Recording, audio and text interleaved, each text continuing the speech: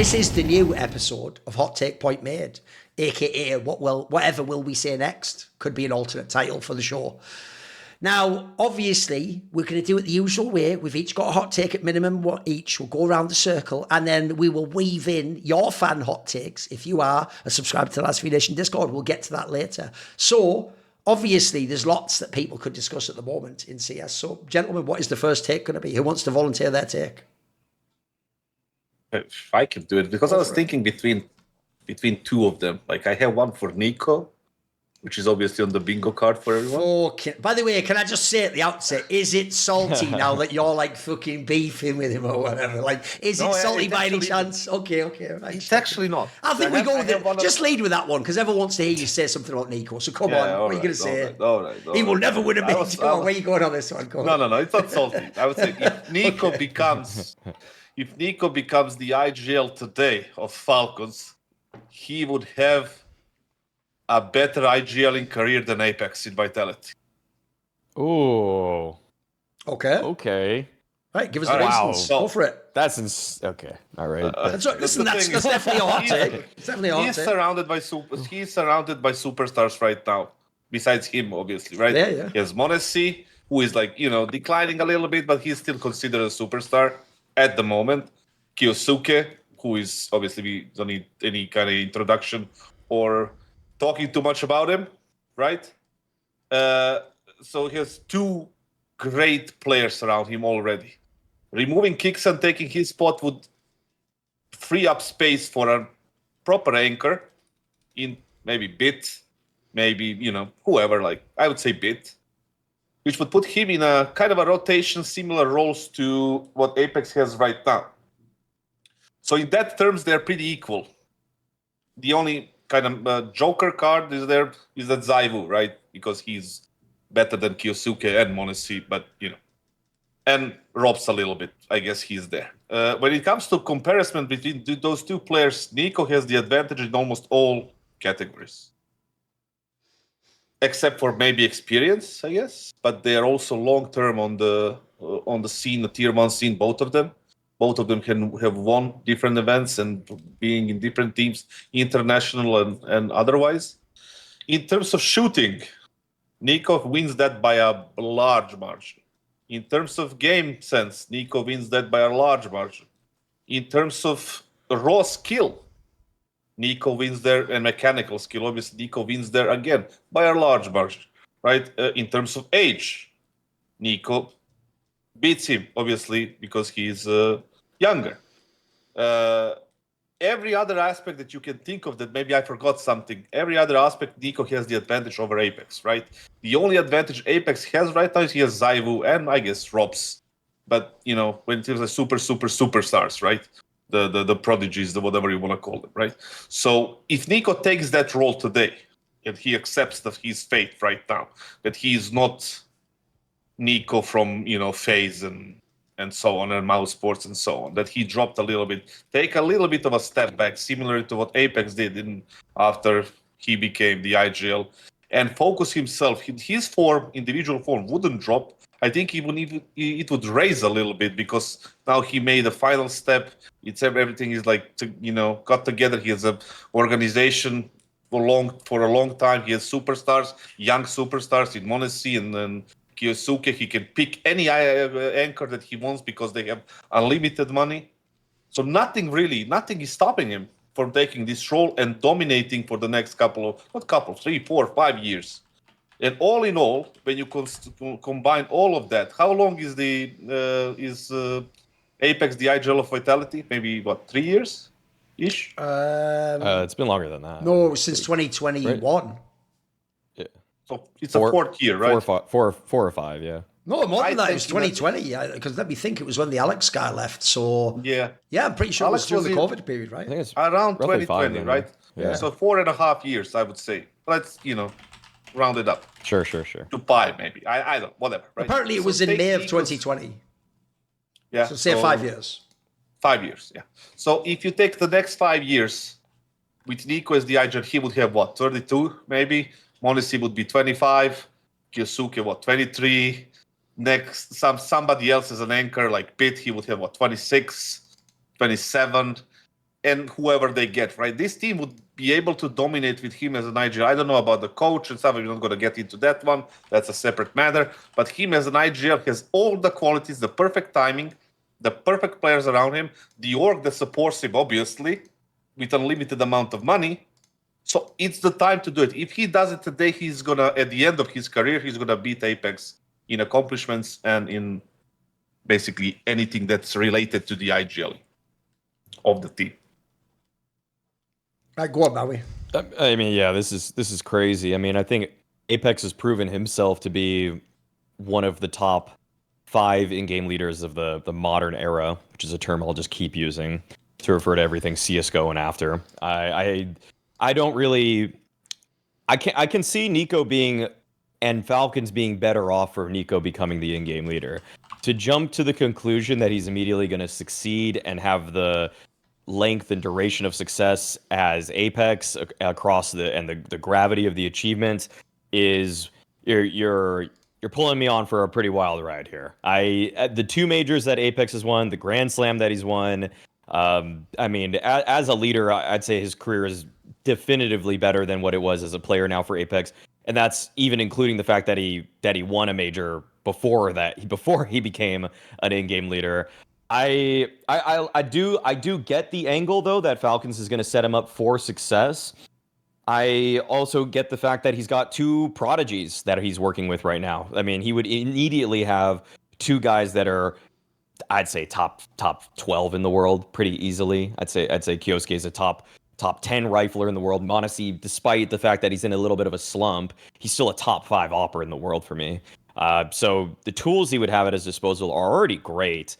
The main aspect that I find hard to really jump onto blindly is that NiKo just he bottles it up in these important moments. I mean, that's the thing. Like the choke factor of him individually at majors, that's only amplified when you're the IGL in those moments. 1, he's going to play worse as he already does at majors. 2, he's going to call worse also. So I can't just bestow upon him, even in the hypothetical achievements that I know he can't even get him as a player. I'm going to say this, he is not going to be a better in-game leader than he is star rifler. And if he already couldn't achieve all of this as a star rifler, then as an in-game leader, he would literally have to be like a top 2 in-game leader of all time out right away. Like to even have, because catching up to AWPer 3 years, 4 years, you have 6 opportunities, 8 opportunities to win a major, and he has to win 2. I don't know. I'm gonna stay on AWPer's side, even in the hypothetical situation. Even though I also think that Falcons would be better off if you were the in-game leader. Before Duncan replies, like, first of all, you said, like, first sentence that you said is like, AWPer has proven himself. Nobody's talking about AWPer here. Like, I'm not saying he's not Wasn't proven. the take? He's not. Wasn't the take that he's going to have a better career than AWPer as an in-game leader? Yeah. That's why I'm referring to it. You said he's already proven, like, himself. Like, this is not like the validity of AWPer in question at all. Okay, it's sure. just what I'm predicting as fate for NiKo if he becomes the IGL, right? That's one thing. The other thing is, like, you were saying, like, he's like all these accomplishments, all this. How many, like, when you look at Vitality in the last 5 years, outside of the perfect season they had, right? And let's say the Paris major, right? What else can you say? A Cologne is pretty nice.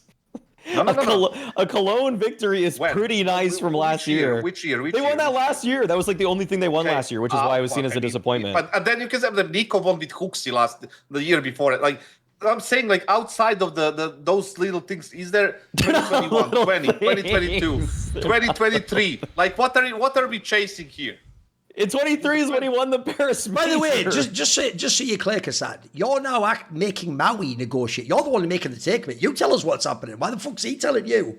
You make your own case, pal. No. He's like explaining that he needs to, like, catch up to something that's, like, uncatchable in a sense of Vitality's accomplishments with AWPer as the then IGL. if it's not going to be measured by accomplishments, then how are we going to decide that he's better? What, just eye test? No. You didn't let me finish. I'm saying like Maui is saying that it's unreachable. You know, because Yes, it's because something like so great. Apex just literally You know set a what's bunch. unreachable, Duncan? Me end You of know the what's sentence. The end of this sentence. Yes. Yeah, it is.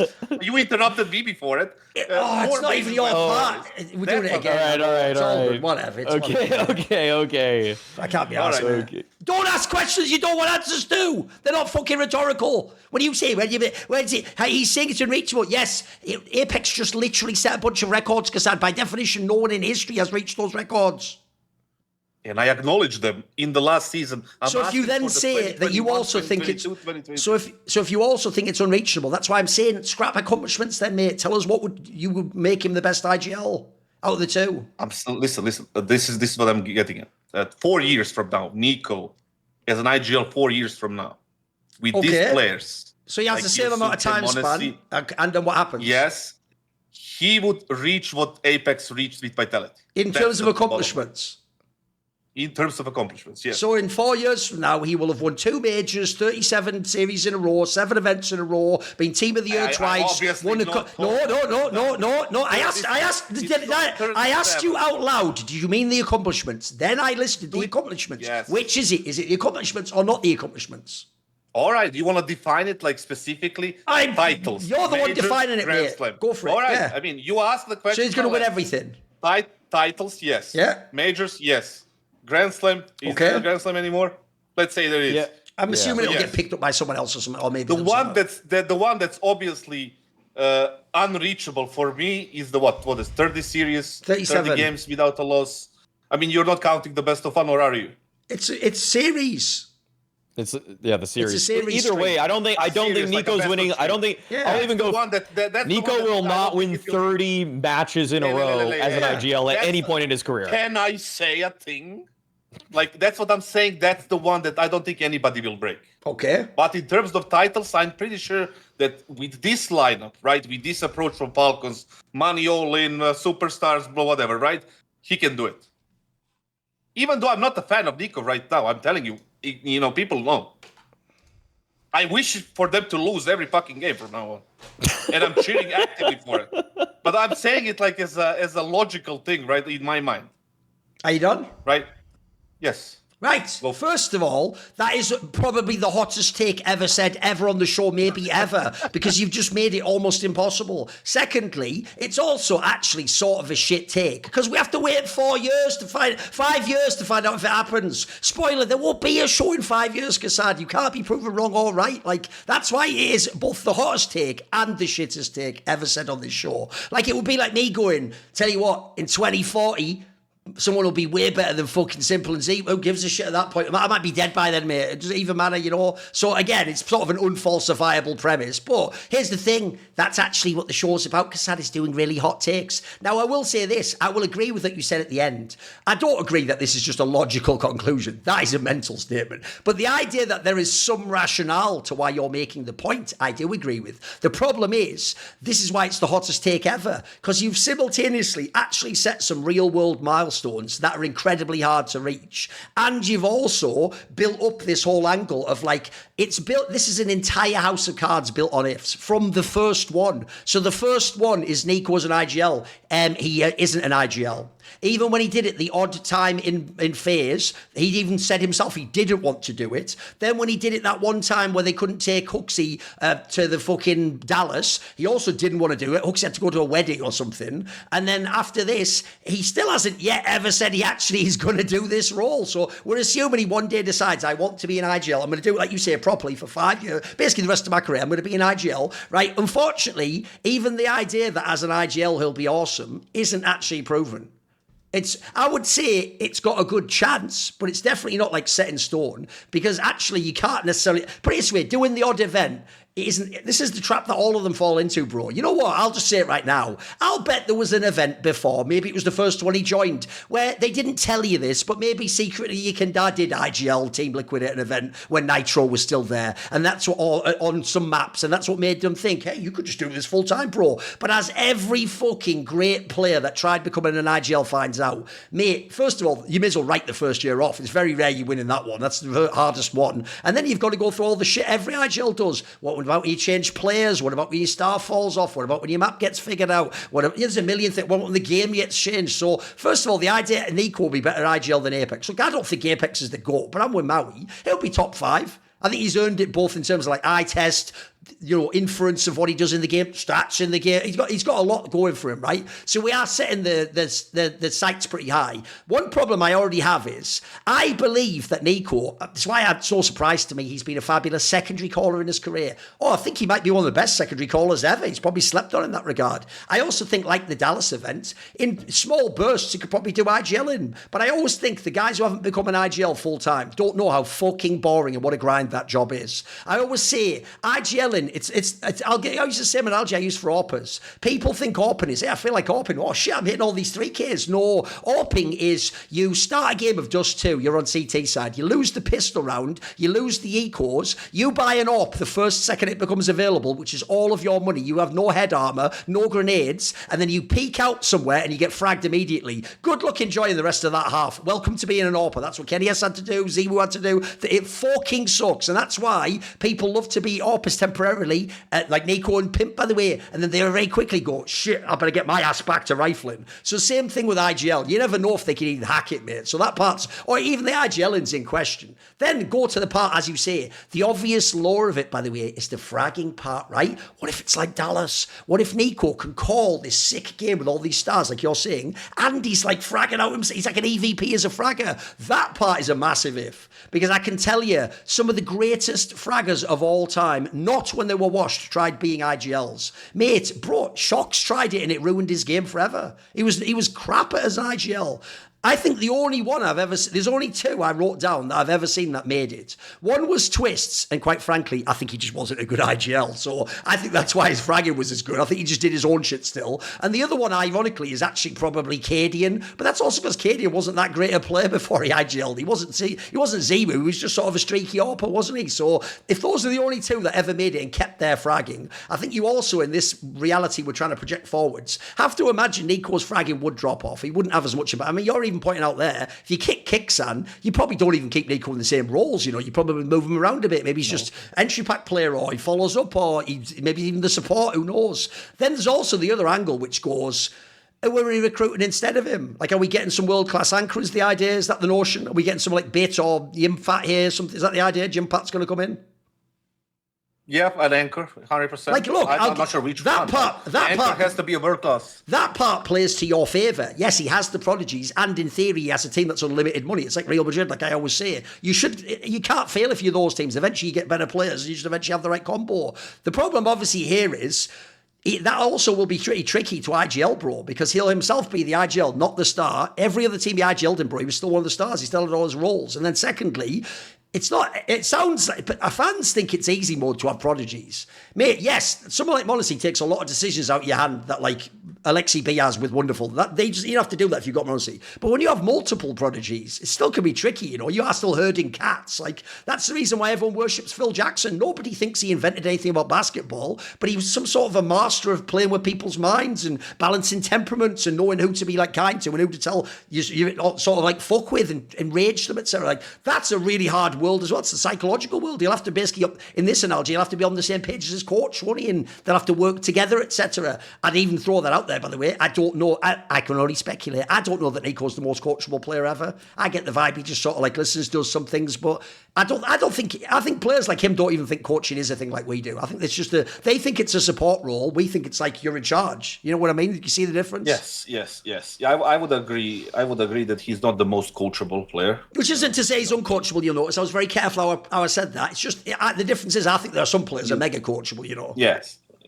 They're the soldier type of players. Exactly. And there are players that have like a little bit of their own mind. And by the way, he should have his own mind. He used to be a star player. He was one of the best players in the game.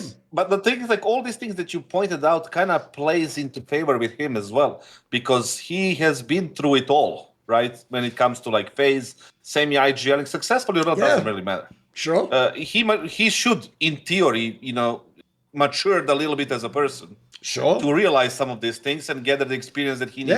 Yeah. Who said, like, back in 2020, would you say that Apex would ever become the IGL? Like, who would have thought that would happen? Sure. Let alone a successful IGL. Sure. So that's that. I'll even go one further, like, kassad. I would have, if you'd have said in 2020, in the future, Apex and NiKo become IGLs. Who's going to be a better IGL? I'd probably have picked NiKo. Yeah. Yeah, 100%. Yeah. And also, where NiKo has the advantage in the starting point over Apex is the org plus the superstar players. Because in the beginning, Apex had Zyvu only, and the other advantage was the fact that they were speaking French. Yeah. Like right now, he has Falcons who he makes a phone call and is like, yeah, I'm going to need this amount of money for this player. All right, done. You know, in Vitality, you can do that.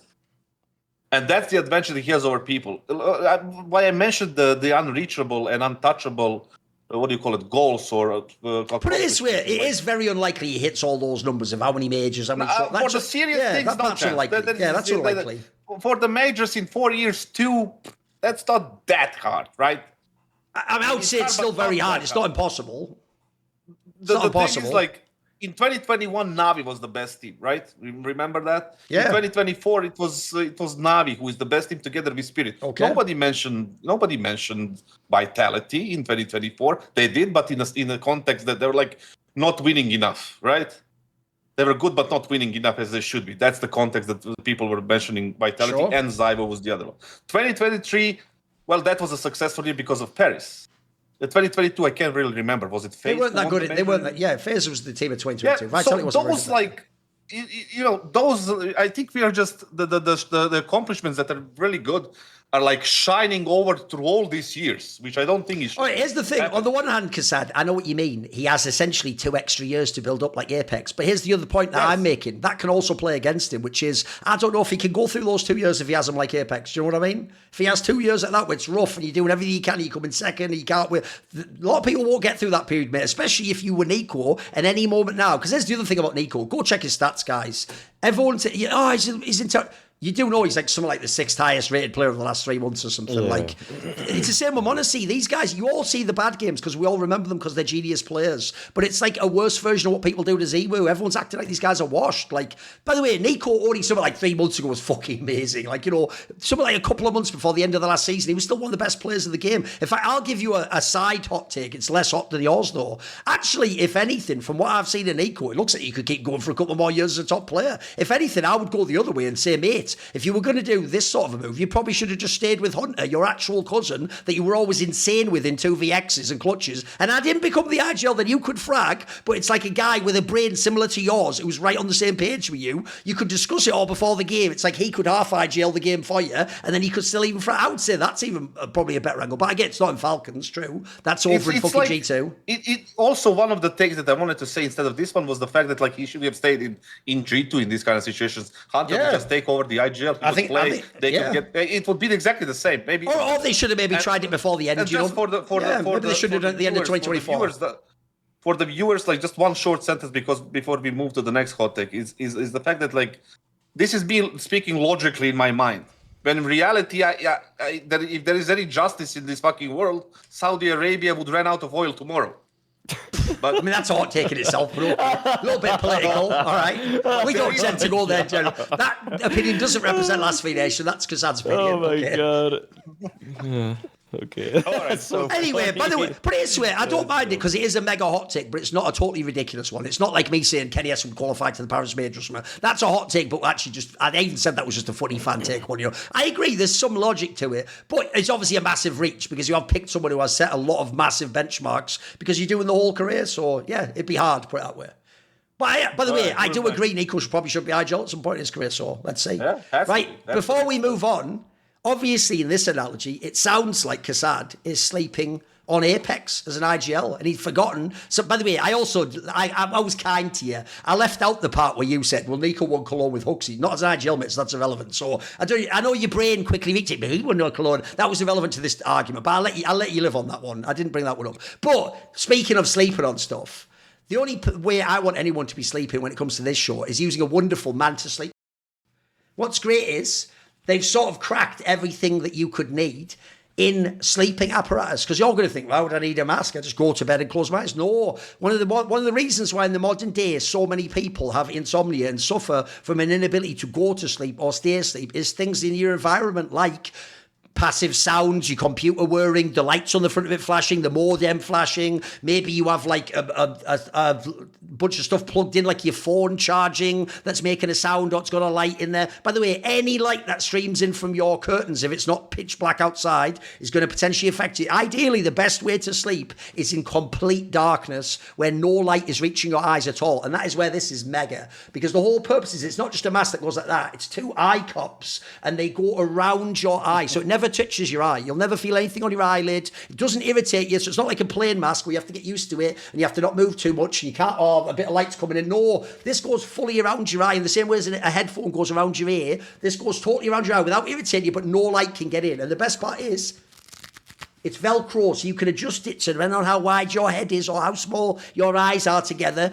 Whatever person you are, you can adjust it and make it fit you. It's really comfortable. It's really lightweight also. And then finally, it literally is really breathable, this material here. So you won't be like super sweating if it's in summer, for example. It'll let the air through. It'll be basically the same kind of temperature as if you're just sleeping without it. And of course, as you will no doubt know, if you use our code, you can save. So you can save 10%, unlock 10% off your purchase using my code, which is Hot Take, all one word, it's on the screen. 10% off one of these wonderful Manta sleep masks. I've actually used it. It is banger. I actually do wish, low-key, I'd had one of these when I used to go on planes all the time. Like, yeah, I would definitely use it. I used to use the plane one anyway, but this is way better. Like, and if you just want to get a 20-minute nap in full daylight, pop this on, you'll be loving it. I think one aspect of this, I've actually used this a handful of times already while sleeping. One aspect that I really like about it is that I even, sometimes if I'm glued to my phone because I'm just like scrolling through bad replies from idiots on Twitter, it's hard for me to put it down sometimes. Sure. I have to just keep going. The doom scrolling continues. Yeah. But if I put the mask on, it's almost like, changing your space. It like puts me in the mode where it's like, all right, I'm in sleep mode now. I'm not going to pick up my phone again. I'm not going to look at anything. And I took a nap right before the show because I used that mask. You know how Batman feels now, but you know how the nobody knew.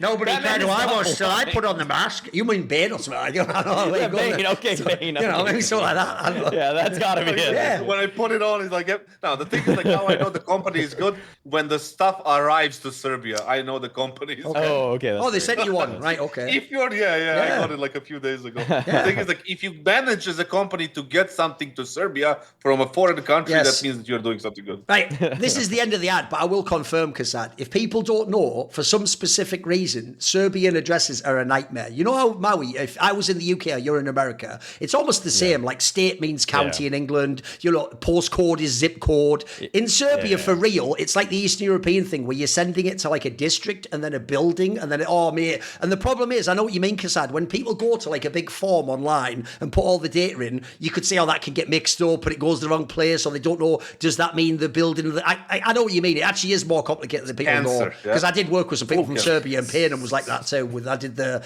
bank transfer, it was the same thing. I had to like figure out what was what and what. Anyway, now let's go on to the next section. I think what we do is we do a fan take here, boys, and then we come back to one of our takes. Sure.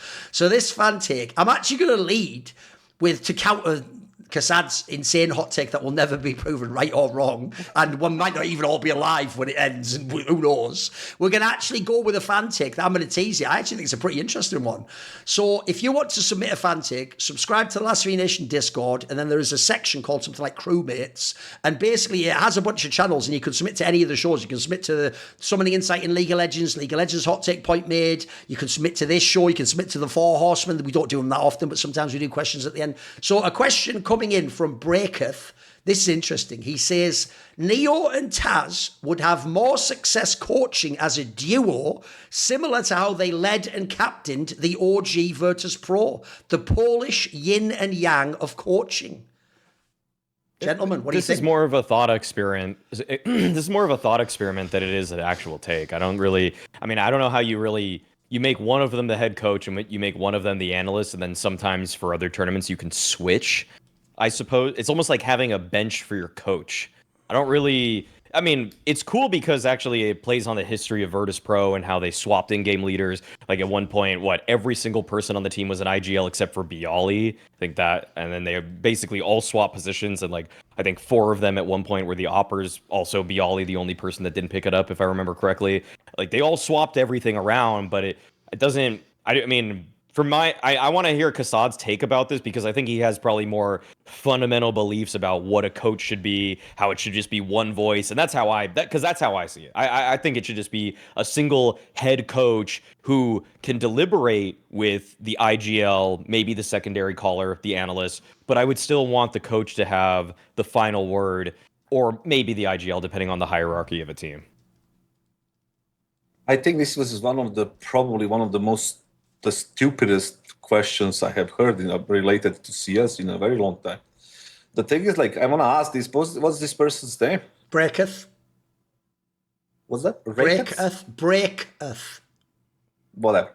The thing is, how do you think this will work? Because let's say you have Neo and TaZ in a team as a double coach, whatever, assistant coach and coach, and then Neo says, like, listen, and they're obviously equal somehow. I don't know.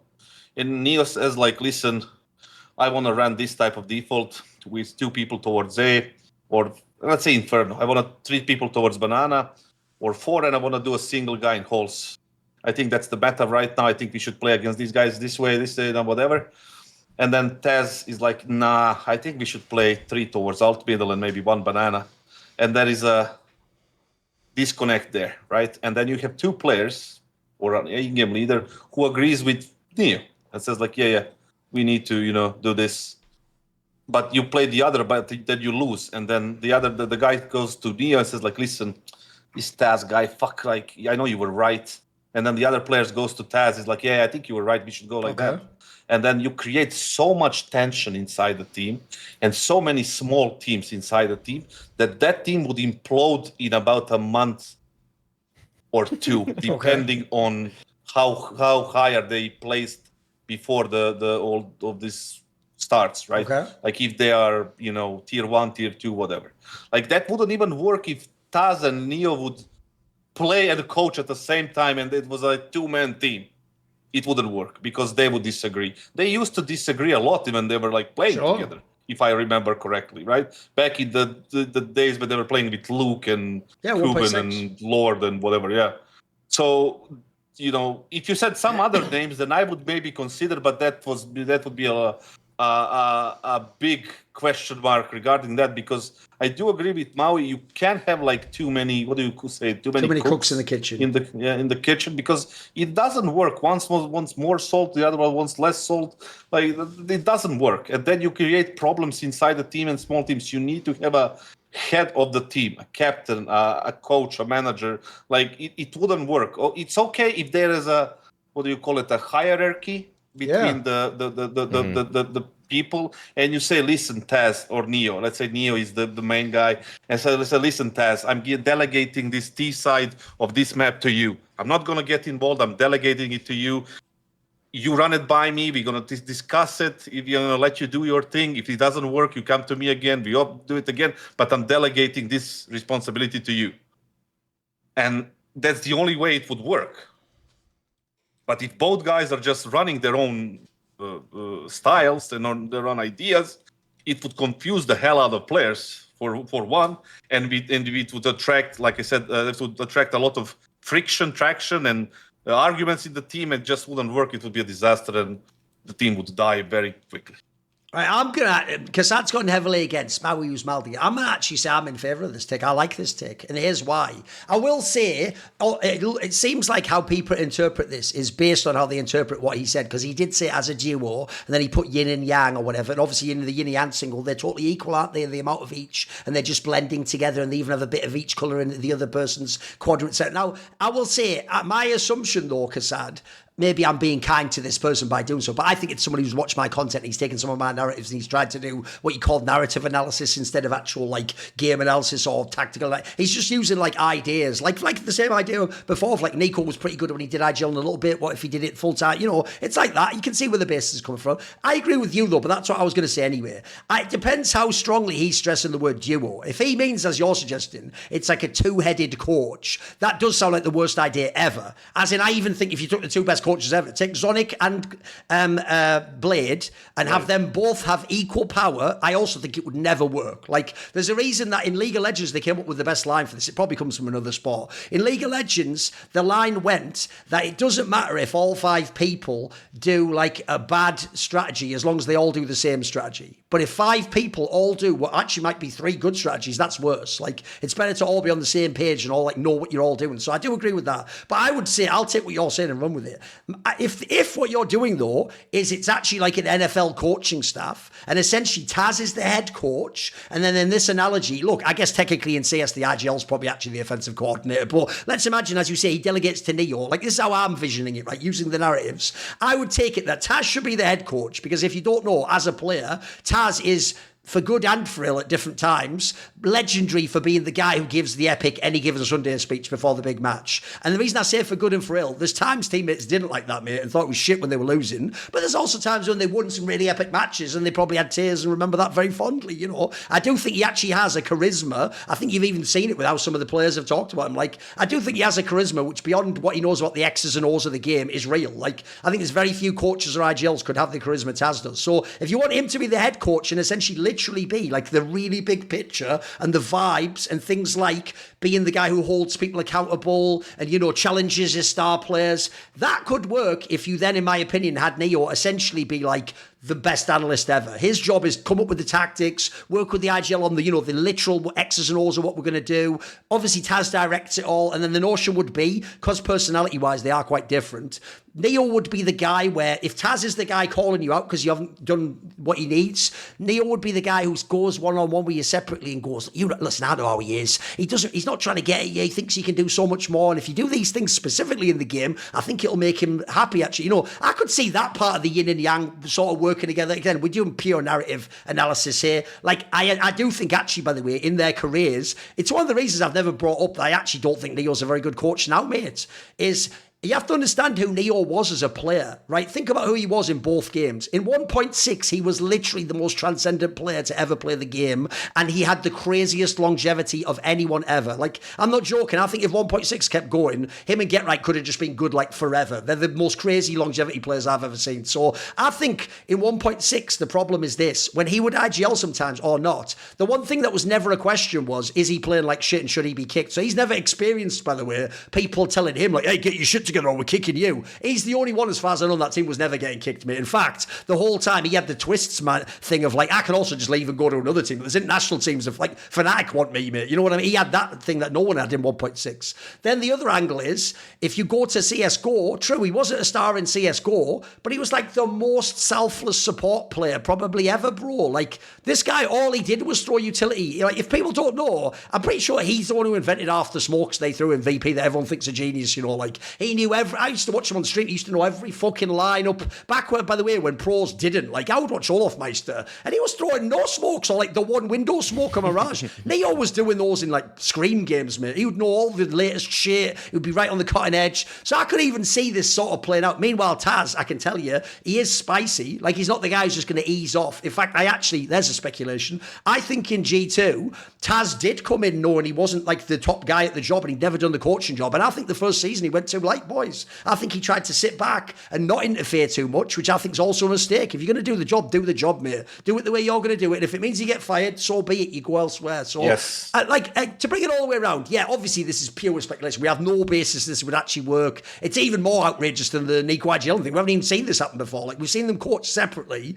but we have no idea how they'd work together. But here's the thing. I don't hate sort of the spirit of the point, as it were. This wasn't the one I was taking to dunk on. This was more like, I thought it was food for thought, you know. It's an interesting one. Yeah. You know, just to add, before Maui goes in, just to add a one short sentence or about TaZ, is that I would respect what he is now as a coach more. Obviously, we all respect what he did as a player. That goes without the question. If he was who he actually is, as a player, he was a bit of a scumbag. He was a bit of an asshole. He was like trash talking people over the fucking screens. Like he was doing. This is why people liked him. This is why people looked after him. Yeah. When he turned to coach, like you said, he was like, "Yeah, I'm gonna sit back. I'm gonna be nice to everyone." That's not you, mate. That's not you. Be yourself. And even if if the people they don't like it, then just don't be there. Like, be yourself there. Don't be a fucking idiot, but you know what I mean. Like, be natural rather than, trying to fake things out. Obviously, on this show, we really love to be right. And in a sense, we have monetized being right. Debatable on the monetization part and how much we've done it and how much we are right. Obviously, those are all debatable things. But one thing that's not debatable is that if you're right with Prize Picks, you could cash in. You could actually win. So one of the cool things about Prize Picks is it makes it really easy to make decisions in the game and then get paid as a result of it. So all you basically do is do between 2 and 6 of their player stat projections. So, for example, we're going to do on this episode American football. They have other sports and even some esports as well. And what you do is they'll give you a stats projection and it'll either be just more or just less, or sometimes there's one of each. It could be more or less. And all you do is pick that. It's really easy. You can do it within 60 seconds. They also have like 40 plus states in the US where this is the best way to get action on sports. The withdrawals are fast, safe and secure. They have all the ways: Venmo, Apple Pay, MasterCard. super easy to deposit, to get it out, etc. So we're going to do some picks for you now for American football with the upcoming games on the weekend. So Kassad, what pick are you going to do? Oh man, you got me hyped for some football, not gonna lie. I'm going to take Patrick Mahomes more passing yards because I'm not really sure if Hollywood Brown is playing his 19 receptions so far. I think the passing game is strong, so I'm gonna take that. Okay. What about you, Maui? Where are we going? I'm going to be going with Jordan Love. I feel like he's really coming to his own. I mean, it's been a few years for him now on the Packers, and I feel like I know Love's deficiencies. You know, when he's trying to run, he's trying to scramble around, get some really athletic pass off. He's not the best at that, but he's against Dallas. Come on, like this is the worst passing defense in the league that he's playing against right now. So, are you kidding me right now? 1.5 passing touchdowns. That's a joke, okay? He's easily going to be getting more than that. He's going to smoke him. Okay, for mine, I'm going to make mine different than what we did on Snake and Banter. I'm going to take Justin Herbert, who's often quite maligned for lack of playoff performance, against the Giants. And I'm going to be optimistic. I'm going to say he's going to get over 258.5 passing yards, which is a lot. But he is actually cooking this season. And it looks like they've put a way better team around him. Some of the games I've seen, it looks like the O-line's actually good, mate. He gets time to throw. And I always thought he was like an old school throwing quarterback. So I actually think against the Giants, I think it's doable. I think the Giants are in a bad spot right now. So I'm going to take that. Now, if you would like to go and get your setup, it's really easy to do. Download the app today and use the code. It's on the screen, Hot Take, all one word, to get $50 in lineups after you play your first $5 lineup. That's code Hot Take to get $50 in lineups after you play your first $5 lineup. Prize Picks. It's good to be right. Right, okay. Are we going to a Maui take now? Yeah, sure. Let's do it. Okay. I mean, this has been like the talk of everything on social media for the last week, maybe week and a half or something like that. But I'll just start by saying that if I've learned anything from the reactions of fans over 6 years of being a professional analyst in this space, is that the fans, what they really hate is when you say something they disagree with. But if there's one thing that they hate more than a man that they disagree with, it's a man that changes his opinion. However, after taking in more data, looking at more games, processing what I've seen, I am pushed to a new conclusion. As 1 week ago, when we recorded Snake and Banter, as of today, I said that if I was in a binary state and I said, was Nocries cheating or not cheating, I thought he was cheating. There were a lot of reasons I came up with that idea, but it was, if I were to say a percentage, I said this on my stream, I'm not sure if I said it on the podcast, it was like 70-30 that he was cheating, 30% innocent.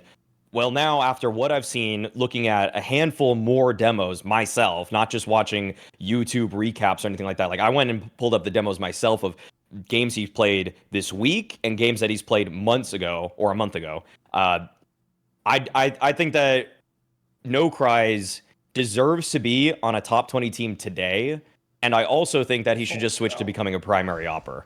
I think he should be a primary AWPer because this guy, I mean, this guy. I mean, the take in general is just like kind of opening up discussion about this because this has obviously just been such a massive topic.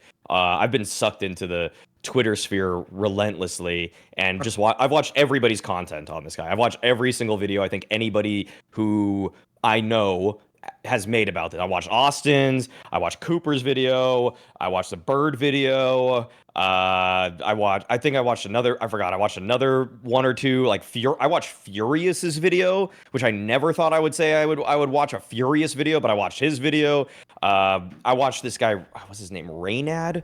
I don't know his name, but it's like Raynad or something like that. I watched his video on this guy. Either way, at first I thought this guy was a cheater, and I honestly think you'd be. Either way, the take is right now, I think he's legit, and he deserves to be on a top 20 team, and I think he should be switching to an AWPer. There's more I could say about him, but I don't know how much you guys are following Nocries at this point.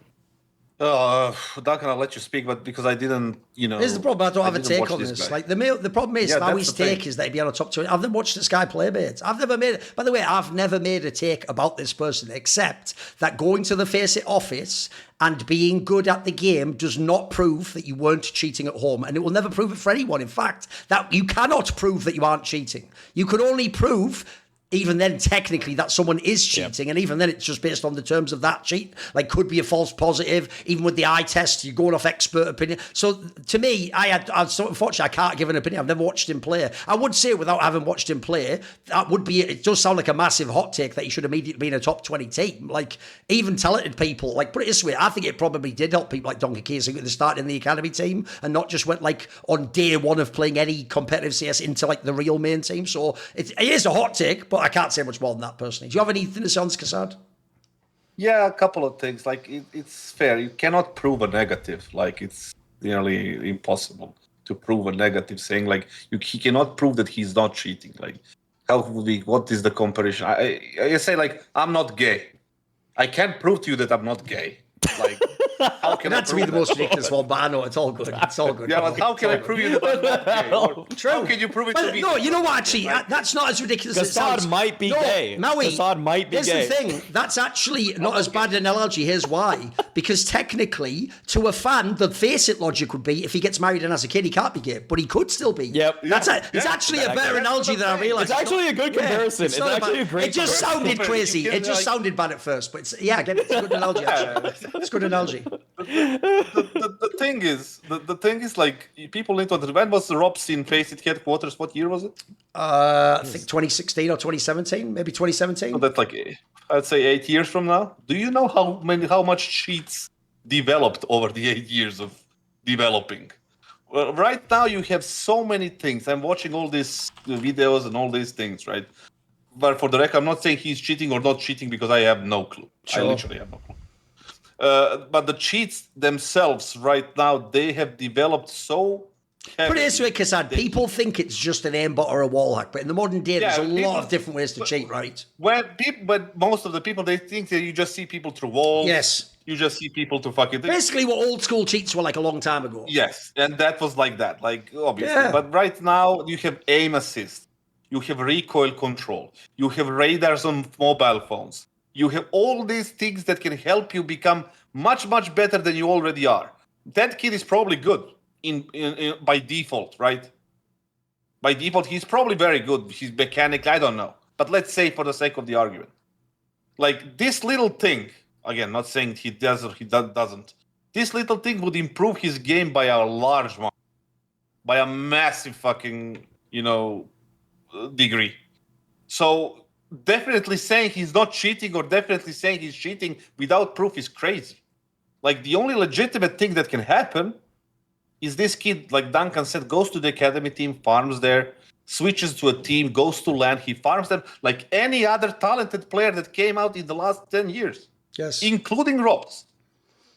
And I would say the same thing as you, Duncan, for Robs 8 years ago. I'll give you an angle no one's ever thought of, kassad. And again, if you're a moron who just decides I said the sentence, Nocries cheats, then you're going to say that, and I don't care to talk to you. So I'm talking to people listening to what I'm saying, right? But here's actually a hot take for you. Actually, if you were a cheater, this is, but also a really good player, this is the new method to get on a pro team. What you should do is be an awesome player, cheat your tits off at home, go to the face offices, be awesome without cheats, and you will get immediately picked up. You are the next Rops and Zewu. Look, I don't think anyone has done that. But I will say that's why this idea that playing at Faceit definitely, all Faceit does, which by the way is everything for being a pro, it shows you can compete not on your PC. By the way, that is what being a pro is, competing not on your PC. So that's enough. At that point, by the way, it doesn't matter if you did cheat at home. You can, as long as you don't cheat at the lands, you can be a pro. You know. The question for you, Maui. Sure, Just a question maybe you can tell me, because you said you watched all of this content, right? I watched a bunch of content. I watched demos on my own of him. Yeah. But disregard the demos, because the question is related to the content. What is the word consensus of these people? Like, is there a majority saying that he's not cheating or cheating? What are the people saying? I don't even know if there's a consensus. Most people don't make a statement. Wasn't the vibe more like at the beginning at the beginning, people thought he was like too good or cheating, and then now almost everyone says he doesn't because of the face? Isn't it more like that? Yeah. Well, at this point, most people are just on his side. You know, right. I was talking with Austin about this because he looked at a lot of his games also. And the thing is that it's incredibly difficult, as people will probably already take things out of context from this podcast. It's very difficult to have any sort of nuance to this discussion because what you say is very accurate, that him going to the Faceit office does not necessarily, and it's like, I hate that I have to do this, but every time I say it, disclaimer, if I have to pick, I think he's legit now. If I have to pick, I think he's legit. Okay. But again, like, if he at home decided he wanted to use like a low FOV aimbot or like a soft lock, that's how you get better very quickly in a way that kind of would resemble what his stats looked like. Right. I feel like, because the reason people were really suspect of this is that if you look at Nocries' stats, it's really in the span of 2 months, he jumped up like 1,500 elo. He's winning some absurd amount of games on average. It's like over the course of 400 matches, he gained like 1,500 elo. Like, that's an obscene amount of elo to be gained. And the thing is that you look at it, and there was a 60 game stretch where he moved. It looks like he moved to America. He started playing American Pugs, and the first 60 games he was losing elo. Like, he wasn't even gaining elo. By the way, isn't that a point that no one mentions? The other part that I feel like muddied the waters more than even just what he was doing in the game was this thing of like, is he Mongolian? But then what, he was maybe Russian and has someone swap the account. That also, I think, added to like some people felt something shady was going on, because as far as I know, this guy hasn't addressed it or whatever publicly. I think in one of the interviews he did, he said he's living in New York, studying as a Russian, or like he was is he like ethnically Mongolian? But, ethnically Mongolian, nationally lived Russian in Russia, moved to New York to study. Yeah, so it's like there's a lot of lore with this guy that's developed. But the weirdest thing about it, and why I think it was actually, and yeah, I'll defend my logic behind it first, thinking that he was a cheater, is that I watched some games. Some of the highlights are ridiculous. Like, he would kill people through smoke and wall flash so frequently, like it was almost like the smoke wasn't there half the time, and he would just tap it too. He would just like one tap the smoke or one tap wall flash, and you're like, what the hell is that? Honestly, like, that was crazy. But then the thing is that we could all see he was a good player. Like, his utility was very good. He knew a handful of openers per maps. I would say that, like, on Ancient, Mirage does too. He looks like a really, really good player, like a very strong player. It's just, and then he would just like hit these unbelievable rifle sprays also. Like, his spray, if you look at the impact of when he's doing a long distance spray, it's like better than Donk. Like, it's legitimately unbelievable how good his spray and how tight it can be for 10 bullets. But then at the Faceit offices, his spray was actually pretty bad. His spray was actually it was a lot looser. He started opping a lot at the Faceit offices. But then, and that's why I just say now, what he's doing legitly is opping. He's opping at a very high level while being in the Faceit offices. So that's why I also said with the take that he could be on a top 20 team today as an opper. And it's almost like his rifle stats were still very good in the FACEIT offices, but he just decided to rifle so much, or he decided to op so much it was kind of suspicious, even though like we just couldn't see his rifling nearly as much. But there have been now a handful of clips where he's gotten these like really great Galil sprays, really nice taps with the AK from distance, like all with on the face of computer and everything. A camera's right behind him too. Like so he's really good. Like he is legitimately very, very good. It's just that if you look at the patterns, and that's kind of what this gig is, that's what like being an analyst is. That's what being, trying to say something about the space is, that the people that wanted him to just be legit immediately by looking at highlights, if anything, you look at the highlights and you're like, this is a cheater. But then you also look at the pattern of him playing 60 games in North America, literally playing some of the same guys that he plays today regularly and just getting farmed. Like he was getting he was getting owned. He was like, again, like I was saying, 60 games where he went from 2,600 elo down to like 2,450 elo. It's like, that's not a person, that's a prodigy. That's not a prodigy. But then in the span of 2 months, he went up 1,500 elo with like a 70% win rate. And it just looked like it came out of nowhere, because you look at it and it's like he's flatlined at 2,500 elo, and then suddenly he just jumps up and you're like, how is this possible? But at this point, I honestly think it's probably a combination of going into aim trainers like all night. Like this dude's aim is absurd now. And also the fact that I think he's probably just studying good resources. He's probably like, I think we're in a new generation of aim trainer kids now. Like I honestly think like there's kids that are, question. Before we move to the next topic, like, do you agree that like competition in North America's space is way weaker than the EU one? Yes. And also, okay, here's another fact about it. A lot of the games that he gained elo on, he's playing them at peak unemployed bum hours, which are like 9 a.m. or 8 a.m. East Coast time to like 2 p.m. East Coast time. Playing in that range is like, you are gonna play Johnny fucking Jabs. Fucking whoever the fuck. Johnny Jabs is a liege, actually. But you know what I mean? I'm at 2,500 myself. I'm at 2,500 in North America. Case closed. But the thing is, let me ask you this the last question. If you watched without a name tag, and most of these content creators, which I don't know why are we thinking what they do is relevant in any case, because these people have no actual clue about the competitive Counter-Strike and knowledge at all. Like if all of this, including yourself right now, I'm not applying this to you, but like I'm including you in this question.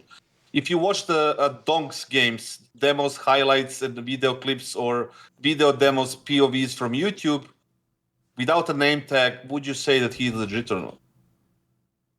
That's a tough question. But when I watched Donk in the beginning, the main thing that stood out about him was his movement. This guy's movement is not like Donk's. It's more like Kyosuke, where it's just kind of smooth, occasionally hitting some crouches here and there.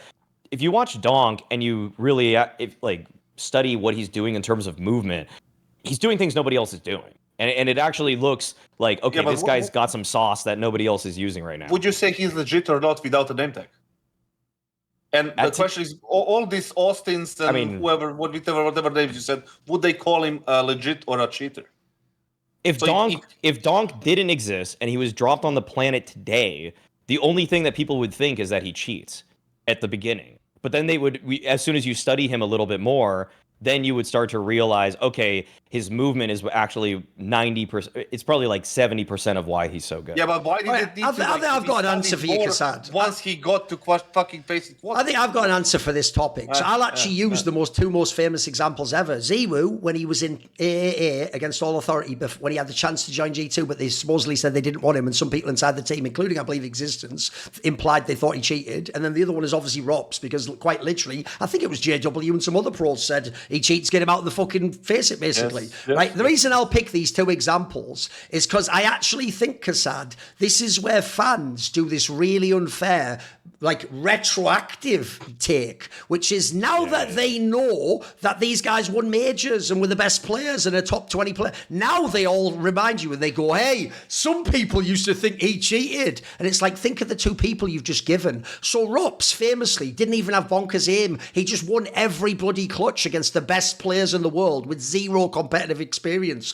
That made it look, combined with he had his own shady thing where it looked like he was doing like a fucking, like that guy from fucking fucking, I can't remember the name of the team now, Akuma or whatever it was, that CIS guy that was looking up in the corner. Rops was doing something like that. Yeah, It looked like he was glancing as he was winning the 1vx, and so that made everyone think you're looking at a second monitor that has like a clean feed on or a fucking radar hack or, so by the way, the reason why it's actually reasonable, people might have thought that he cheated, but here's the difference. It's different to say it and accuse them, mate, especially if you're a pro. But the reason why it's totally fair you could have thought that is because he is one of the best game sense players to ever play Counter-Strike, and that was before he was known. Same thing with Ziwu. When people say that story now, some people thought Ziwu cheated. I thought he cheated. Now, I never said publicly, and I never said he does cheat, but when I watched some of his games, when he was in Face It and on in Against All Authority, there were some clips back in the day that looked like, and I'll tell you a quick story, I talked to some other pros in the scene and said, what do you think of that clip? And some people also said, yeah, I think he cheats, because here's the line they said, kassad, and this is what's perfect for this explanation. They said he either cheats or he's just the best player ever. Now, they meant that sarcastically, because it turned out he was. Like, he basically was an actual, like, Messi, Ronaldo player just on the pitch before he became a pro player. Like, he wasn't cheating. But the point I'm making is those two players, Rops and Ziwu, it's totally human and reasonable to think they might cheat when you first encounter them. And if you add in things like this guy's, part Mongolian and Russian, Bro, Mongolia only just became relevant in CS. The idea that there's not just Senzu there, there's actually like a fucking Ziwu there as well. Just on the odds, you'd say no. It just doesn't seem plausible, does it? So the point of all of this is just to say, when people make that argument, kassad, of like, well, what do you think this person... I'm not going to put Donk in there, because I think that's obvious he would think that, because his aim's probably too good in it. But, like, I think it's reasonable to think they cheat. It's why, though, if you notice, my whole thing is about don't accuse people, though. You can say this looks fishy. By the way, that's even when the Face It thing is good. Now we have at least a way you can show that you could... Because, by the way, going to Fragville wouldn't be the same either. I don't know who Fragville is. I don't know who set that PC up. I don't know if they're all in on it. I don't know if his team would say then. I don't know if someone stand behind him and just see the wrong... Again, but I agree. I think it's reasonable to think they cheat, but you should give everyone the benefit of the doubt and give them a chance to prove or not prove. Yeah. Just based on, like I say, not prove you don't cheat, but just prove you can play on a PC that doesn't have cheats on. Exactly. Which is different, if you know what I mean. Yeah, I mean, the whole... I think also people don't want to get gotcha'd so badly that they end up not really making statements. Like, I'm thinking back to, like, I think maybe 6 months ago, there was another Face It #1 player in Europe named Wonderful with a Y. And Stiko made a video about him that basically didn't think he cheated. Then he got banned the very next day. It's like, are we trying to gotcha, like, the people that think that there's like, because this happens like I'd say like 3 out of 4 times, the guy that just skyrockets is a cheater. And so all these people that think that Nocries is legit is like, do you just think everybody's legit every single time? I don't know. There's no gotcha for the other direction. What I'm relatively saying here. Yeah.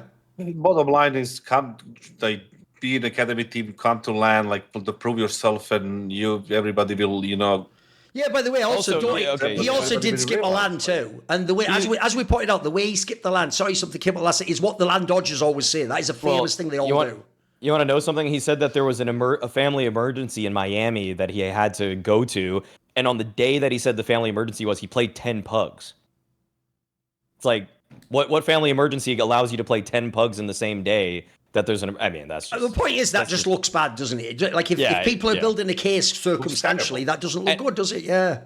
And I'll say it again as I end the fucking point. I think he's legit. Okay, like I have to keep, you'll always have to keep saying that because they'll try to spin anything. But I think he is legit. I'm just saying it's a lot of shady behavior leading up to a conclusion, which is more leaning legit side. Yes. Okay. Dank. Let me see. Where do I want to go with this? All right, I've got one for you. I actually think... I don't know how hot this is now because of the last tournament, but I was thinking about doing it before, so I'm going to do it anyway. I actually think people went overboard with the praise for G2 when they won that blast, because I think people talked like they would, like all those numbers, it was like some Na'Vi shit, even though it's impossible, they'd replicate them all. They would all stay the same. Heavy God would be the MVP of every series, they'd all frag out, they'd all be super sick. And I think a lot of people, when G2 won that event, specifically because they won over Vitality as well, who people thought were going to bounce back and win, I think a lot of people thought G2 was now going to be with Vitality and Spirit, and it would be like G2, Spirit, Vitality, and that would be like the big 3, and then Mouse, we'll see if they can stay in there, and then the others are all below. My hot take is, I don't actually like. They can win another tournament. I don't know that. I don't think G2 will win another tournament, like a big one. Like you could. By the way, they could have. They didn't, but they could have won like a Fisher Playground. That's plausible because you have to beat like Fury or Among Us or maybe Falcons when they're not good yet. If they went to like a big event, I kind of like the one they won. If they went to a big event, except it has everyone. It has Falcons and Vitality and Spirit and all the big mouse. The top 6 teams basically. I don't think they would win the tournament. I think it would take sort of like a one-off performance or an overperformance by a player, or in this case also the other angle for them is I also think no one had really gone super hard scrutinising them, no one even really knew fully their map pool, things like that. They had a lot of question marks up in the air, so I'm sort of doing a take that brings the temperature down on G2. Look, I will still put them, I actually think where they're ranked now on HLTV is perfect, number 6. Them and Fury being number 5 and number 6. Look, there's a world where maybe Mouse can move down, so you can move up one. Mongols, who knows, maybe they go to a 3 or 4, but I think actually 5, 6, 7 is the range for G2, which by the way, in this season, not last season, in this season, that is fine. You have done a good job, and that is a good stepping stone to next season, and then let's see what happens. But yeah, I'm going to leave it at that. I'll just say that. I think essentially G2 might have gotten overhyped, and I don't think they will win another tournament this season. All right. Real one. All right. So okay. So at the end of you kind of specified it like at the end. Yeah. This season, a real tournament is a no-go. Yeah, I can see that happening. I can see them even not being close to it. Playoffs maybe. Yeah. Game is hard. Finals probably not, and title out of the question. With that being said, we have to credit them with the best of 5 win against Vitality. Absolutely, yeah. Which nobody has done it right this year. Which is a massive thing for a team of G2 that went through all these things. Like the only thing why people kind of clinged on to that win and placed them up so high and higher than they should actually be is because of the way they played. Everybody liked the way they played. Oh, they're a very easy team to like, mate. Yeah, I'm a fan of Saw. I think he's done a good job. Yeah. Matisse is there, Heavy God on the anchor, new G2, blah, blah, no superstars. We're playing as a team, no superstars at all. Like, it's crazy. It's easy to like them. It's easy to like them. And it's easy to overestimate, like, their capabilities this season. And this is where I agree. The reason why I agree, because my second hot take, I'm just going to kind of mention it because it relates to what you said, is that I was going to say that they should get that kid from MIBR they landed from the academy. Klim, I think, is the Russian guy. Okay. And put him instead of some Pius to move them up a little bit, because the reason why G2 is not where they need to be is one of the reasons is some Pius, even though he has his best tournament right now on Fissure, statistically, but which is still not good. That's things that I co-streamed, I watched all of their games, from the first to the last round, he's the one that's liability in this team. And that's for me hard to say because I was praising that move. Okay. I was thinking he's going to do the very much better job. And I think he's now tagging along with Saw because they have a long-standing relationship, and that may affect the credibility of Saw if he continues like that. Or Sampaio just needs to step up and move his game a little bit further than it is right now for G2 to skip that number 5 or 6 spot that you just said. To get into the position to be the number 4, maybe. Oh yeah, one last thing I didn't throw in as well. 3. The other reason why, and this was actually my whole X factor for this entire team, just people have forgotten, is the Hunter factor. It's really early doors of him being an IGL boss. Like, think what I said before. IGLing isn't like with the AWP example where I gave you the worst case scenario. Okay, now IGL in the tournament where you lose your first 2 games in like a Swiss or something, then you have to win all the hard matches, then you're down like mouse style at the major where you're down, 2-13 or whatever, or 2-11, shit like that. That's where fucking IGLing's hard, mate. When your star's not hitting, we fucked up the map veto maybe, they came with a bunch of anti-strats that are working, we haven't figured out... That I have to essentially, I can't just say to Hunter, you are already a top 5 IGL mate. Congrats! Like he's still got he's had a really awesome early high praise moment, but I have to see how he does over the next tournaments. You never know how that maintains. Yeah, and they made it to the quarterfinals of Fissure. That's fine. It was a touch and go here and there. They lost to, which is a fair loss.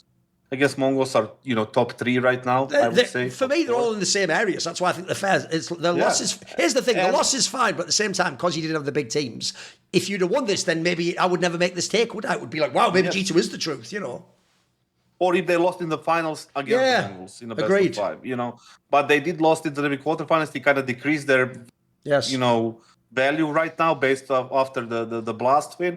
I think for G2 right now, I think they're all happy where they are right now.